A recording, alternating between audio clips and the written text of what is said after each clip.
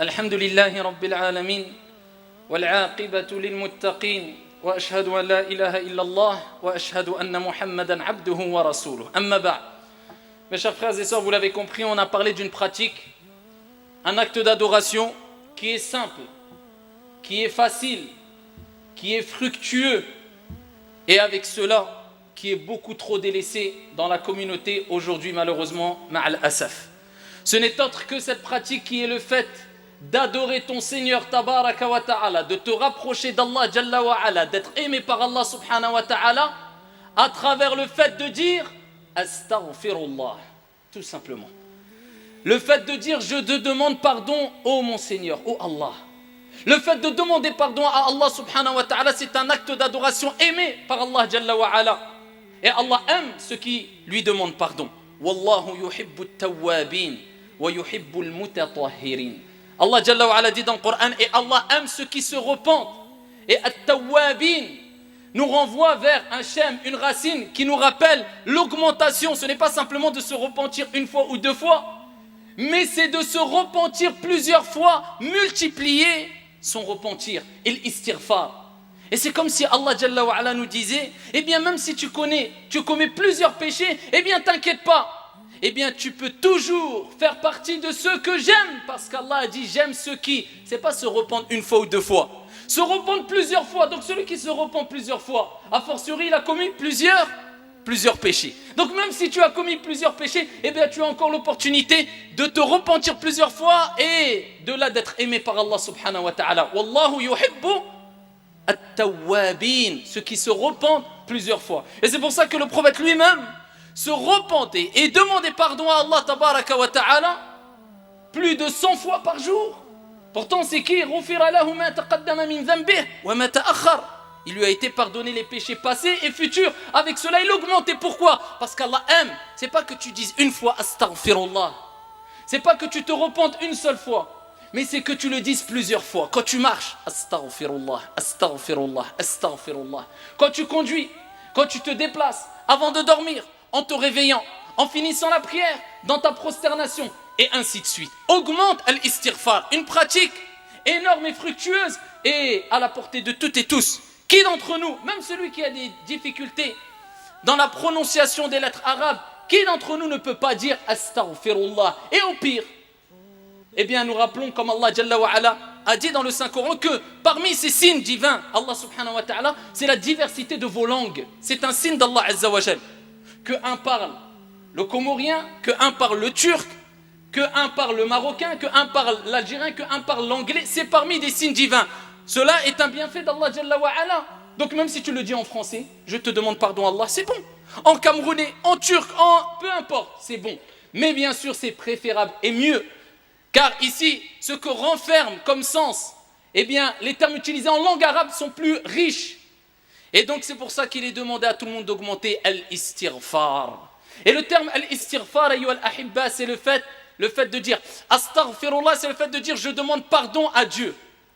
Et quand on parle de pardon, eh bien, ça renvoie à un terme en arabe qui est al-maghfira.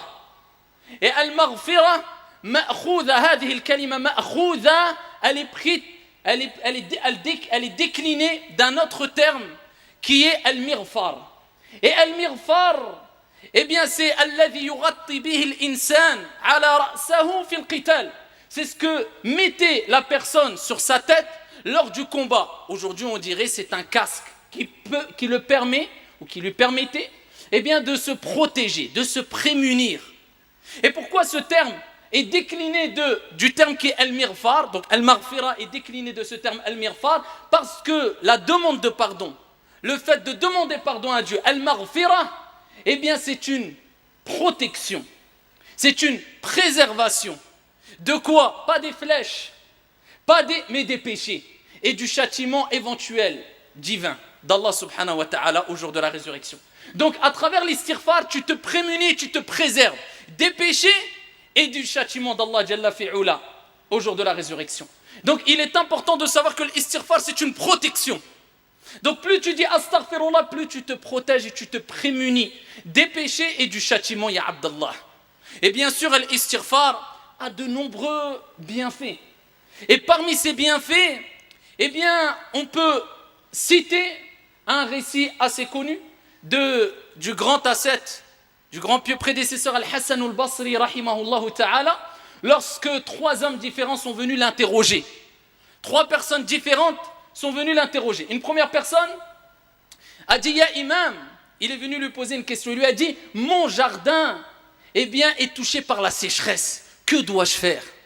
Il lui dit, implore le pardon d'Allah tabaraka wa ta'ala. Dis, astaghfirullah. On a bien compris, pas qu'une fois, pas 2 fois. Mais plus tu vas l'augmenter, et plus cela te sera bénéfique. Et vous voyez, un terme qui nous paraît simple et court, mais renferme d'énormes trésors. Et ça, c'est la richesse de l'islam et la richesse aussi de la langue arabe.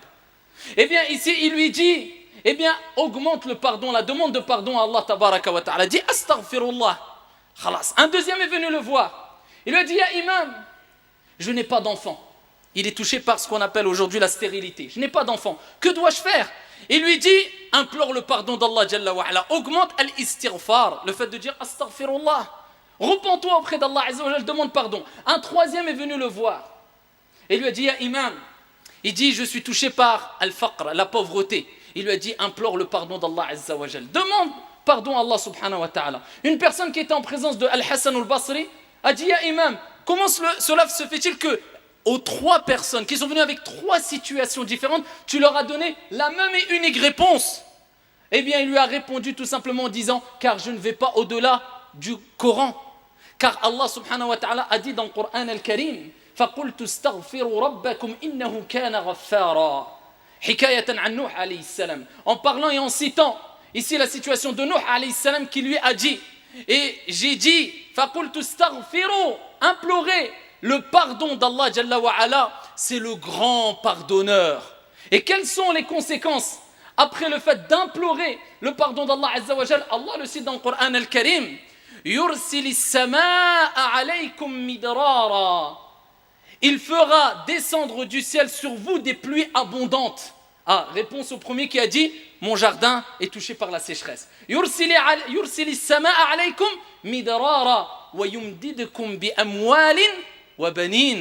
Et ensuite Allah Jalla wa ala dit, et il nous rappelle après l'istighfar, qu'est-ce qu'il y aura? Non seulement il y aura la pluie, et Allah tabaraka wa ta'ala vous comblera de biens, d'argent et de biens de façon générale, et d'enfants.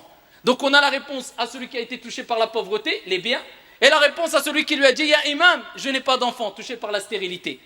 Et donc on voit ici que l'istighfar nous apporte la richesse par la permission d'Allah Jalla wa ala, provoque le rizq, la subsistance venant d'Allah subhanahu wa ta'ala, les pluies abondantes, et te permet à toi, mon frère ou toi, ma soeur, si tu es touché par la stérilité, qu'Allah Jalla wa ala, s'il en décide ainsi, de par cette cause, Allah subhanahu wa ta'ala t'accordera sûrement un enfant par la cause de l'istighfar, si à la base tu étais stérile. Donc augmente l'istighfar sans jamais désespérer, et en comprenant le sens de l'istighfar. Et en méditant le sens de l'istighfar et savoir que tu demandes pardon à Dieu et que tu as en face de toi un Dieu miséricordieux qui pardonne et qui aime pardonner les péchés. Parmi les bienfaits et les bénéfices de l'istighfar aussi, on a un hadith. Je ne voulais pas citer tout à l'heure en langue arabe. Ici, c'est un hadith qui est jugé faible. Il est rapporté par Ibn Majah, il est rapporté par Abu Daoud, il est rapporté par l'imam Ahmad fi Musnadih, jugé faible par certains gens du hadith et bon par d'autres gens du hadith. Mais même si on prend en considération qu'il est jugé faible, ça ne veut pas dire qu'il est maoudou, ou bien qu'il est chèvre, qu'il est marginal, ou qu'il est faux, et en plus de cela, on parle des mérites. Donc il n'y a pas de mal de le citer.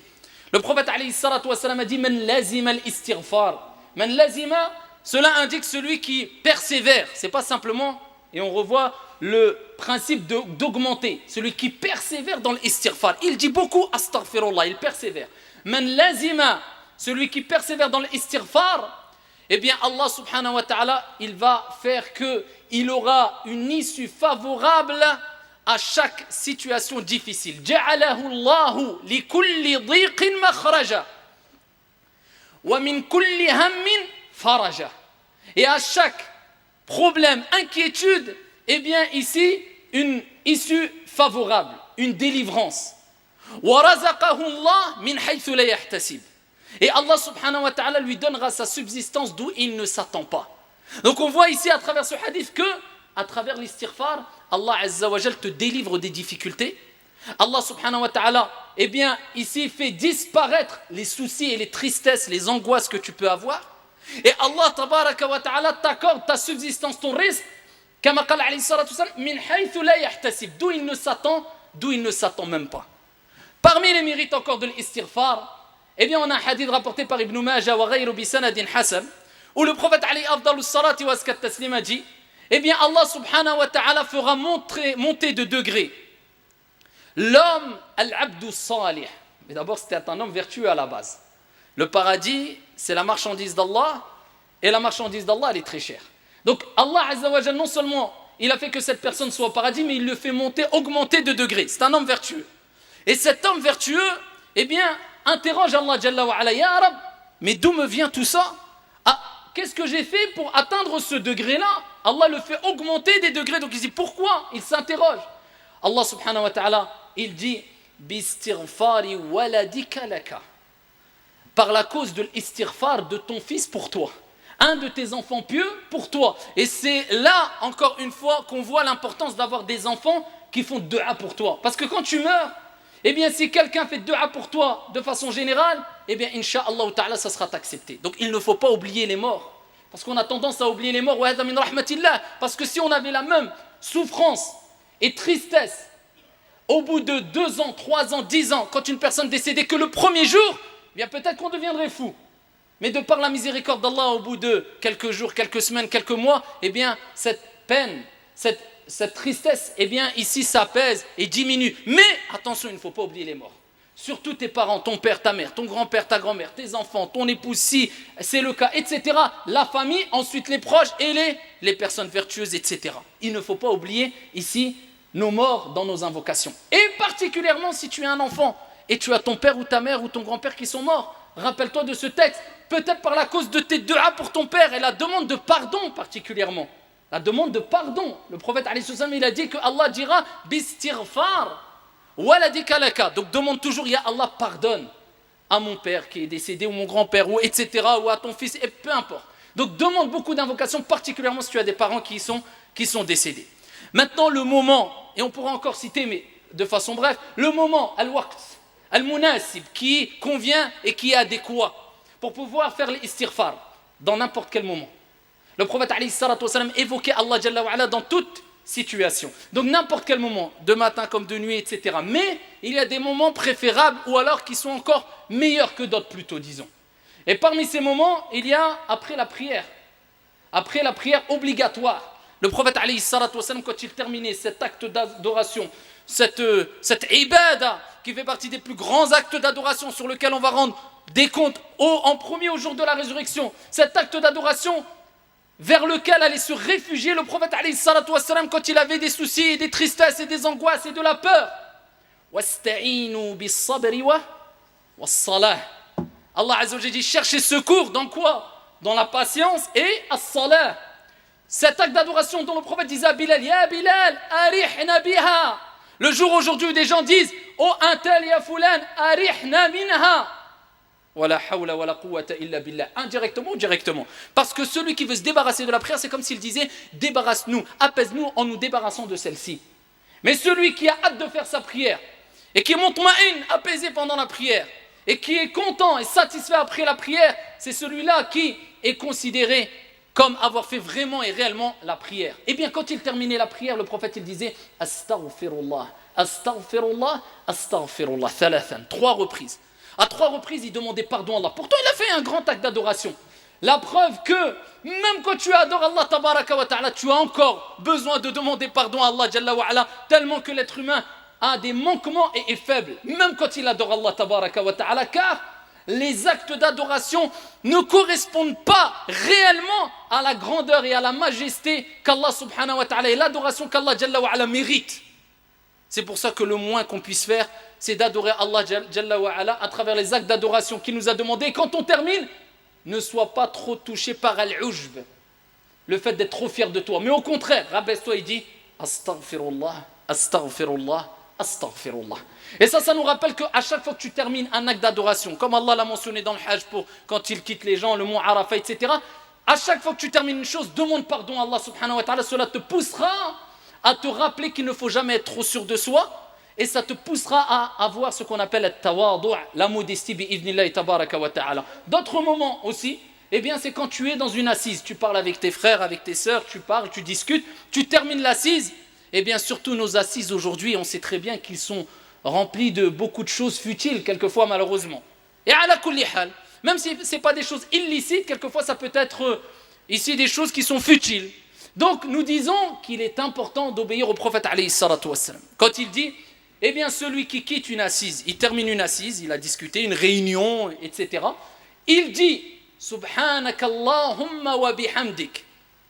Gloire et pureté à Allah. Ashhadu an la ilaha illa ant. J'atteste qu'il n'y a de divinité digne d'être adorée si ce n'est toi. Ashhadu an la ilaha illa ant. Astaghfiruka wa atubu ilayk. Je te demande pardon et je me repens à toi. Celui qui dit ça, quand il a terminé une assise ou une réunion, ghufira lah. Le prophète alayhi salatu wasallam dit que ses péchés lui sont pardonnés. Subhanakallahumma wa bihamdik, ashhadu an la ilaha illa ant, astaghfiruka wa atubu ilayk. Et parmi les choses à retenir aussi, c'est de quelle manière demander le pardon à Allah tabaraka wa ta'ala. Il y a plusieurs manières.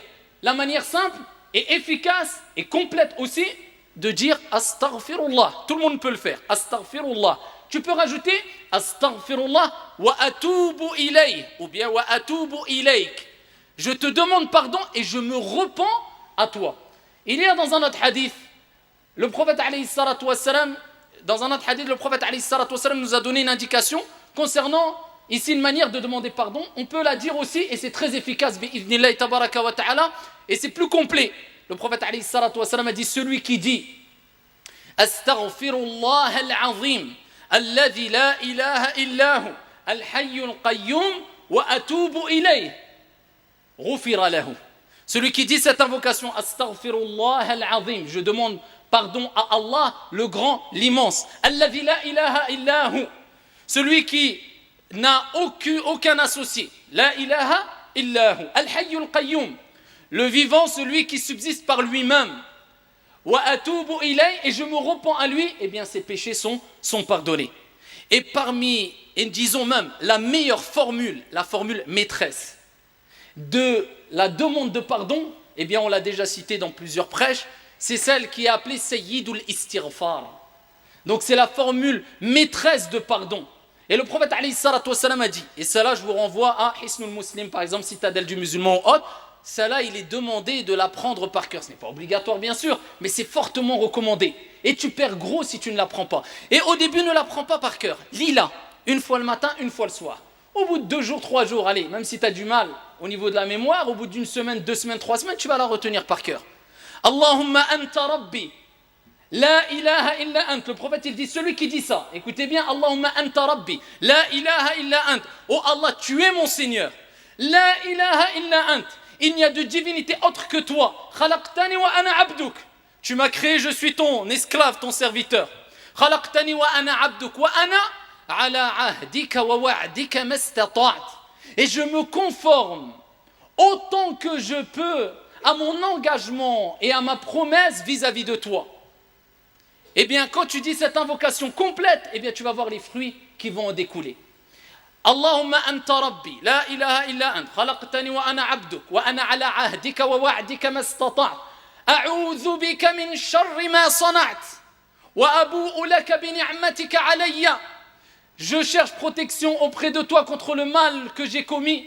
Wa abu'u laka bi ni'matika alayya, et je reconnais tes bienfaits sur moi. Wa abu'u bi dhanbi, et je reconnais mon péché. Faghfirli, pardonne-moi. Fa innahu la yaghfiru dhunuba illa ant. Nul ne pardonne les péchés si ce n'est toi l'unique subhanahu wa ta'ala.